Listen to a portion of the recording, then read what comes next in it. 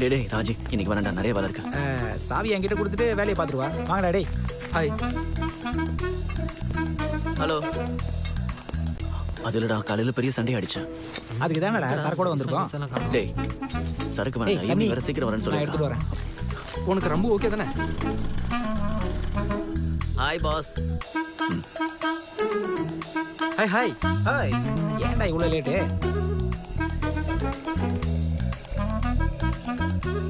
யாரு அவன் வீட்டுக்குள்ளே கண்ணாடி போட்டுட்டு சுத்துறான்? எங்கடா பிடிச்ச அவனை?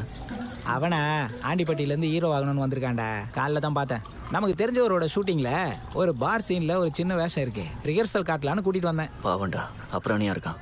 அப்ராணி தான், ஆனால் பணம் ரொம்ப இருக்கிற அப்ராணி. இன்னைக்கு நம்ம பார்ட்டிக்கு அவன் தான் ஸ்பான்சரு.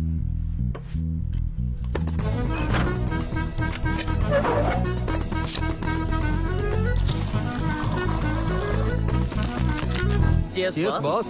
Cheers. மச்சி ஒரு கை போடுறியா? வேணாண்டா, எனக்கு வேலை இருக்கு. மொத்தம் 6 பேர் இருக்கோண்டா. இதுல ஜெயிச்சா உனக்கு 500 ரூபாய் கிடைக்கும். அப்புறம் உன் இஷ்டம்.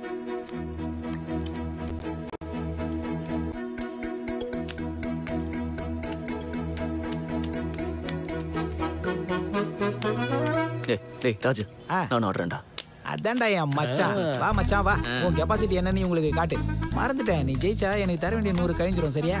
தலைவர் டேய் தல்றா, உட்காரு மச்சான். ஆடவே ஆரம்பிக்கல, அதுக்குள்ள கடனை பத்தி ஏன்டா பேசுறேன்? கட் பண்ணு. இந்தா.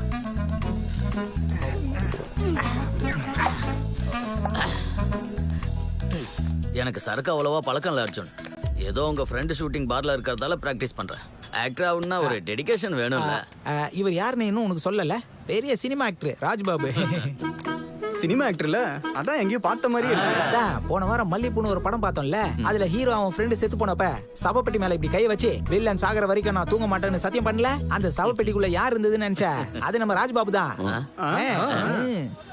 பொட்டிக்குள்ள இருக்கும்போதே என்னை அடையாளம் கண்டுபிடிச்சிட்ட. இவன் அதை விட ஓவர். எங்கேயோ பார்த்த மாதிரி இருக்கான்.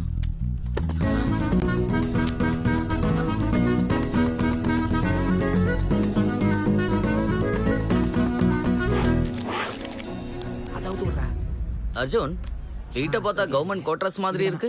வீடு ஃபுல்லா கப்பும் டிராஃபியும் அடிக்கி இருக்கு. ஸ்போர்ட்ஸ் பர்சனா கவர்மெண்ட் ஜாபா? முன்னாடி அது ரெண்டுமே தான். ஆனா இப்போ எதுவும் இல்ல. எனக்கு புரியலையா? கிரிக்கெட் வேணான்னு இவன் தூக்கி போட்டான். வேலையில இருந்து அவங்க இவனை தூக்கி போட்டாங்க. கிரிக்கெட்டை விட்டுட்டா வேலையை விட்டு தூக்கிடுவாங்களா என்ன? அட அப்படி இல்ல தலைவரே. 2 வருஷத்துக்கு முன்னாடி கரப்ஷன் அதிகமாயிருச்சுன்னு பேசிட்டு இருந்தாங்கல்ல. என்கொயரி பண்ணி FCIல இருந்து ஒரு 15 பேரை சஸ்பெண்ட் பண்ணாங்களே, ஞாபகம் இருக்கா? அதுல இவனும் ஒருத்தன். கோர்ட்ல கேஸ் நடக்குது. அதுல ஃபைனல் ஆகி தப்பு யார் பேர்ல இருக்குன்னு தெரியற வரைக்கும் எல்லாம் அண்டர் சஸ்பென்ஷன் தான். உங்க கதை என்ன சார்? ஹீரோ ஆகணும்னு எப்படி ஆசை வந்துச்சு? அது என்னோட சின்ன வயசுல எங்க ஊர்ல சிவாஜி சாரோட திருவிளையாடல் ஷூட்டிங் நடந்தது. ஏன் தலைவரே, காலையில நீங்க சொன்னது சிவாஜி நடிச்ச திருவிளையாடலா? நான் தனுஷ் நடிச்ச திருவிளையாடல்னு நினைச்சேன். நீ ரொம்ப பழைய பீஸா இருக்கப்பா. கொஞ்சம் மூடுறியா? அந்த ஷூட்டிங்கை பார்த்து தான் எனக்கு இன்ட்ரெஸ்ட் வந்தது.